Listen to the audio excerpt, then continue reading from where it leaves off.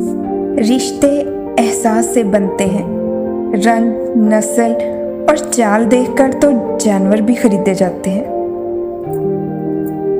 इस सोच और इंतज़ार में कि दूसरा भी तो अच्छा हो, हम ही हमेशा अच्छे क्यों बने। यकीन करें कि दूसरे के अच्छे होने के इंतज़ार में हम अच्छा वक्त और अच्छाई का मौका खो देते हैं। कम बोलने वाला लड़का और ज़्यादा बोलने वाली लड़की एक मुकम्मल जोड़ी होती है।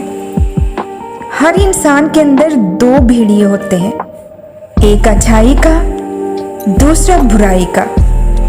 गालिब वही रहता है जिसे हम खिलाते पिलाते रहते हैं। बानो कुद्सिया कहती हैं, मर्द के दुख खामोशी की कोख में जन्म लेते हैं और अंदर ही अंदर सरायत करते जाते हैं, जबकि औरत के आंसू हर तरफ शोर करते हैं।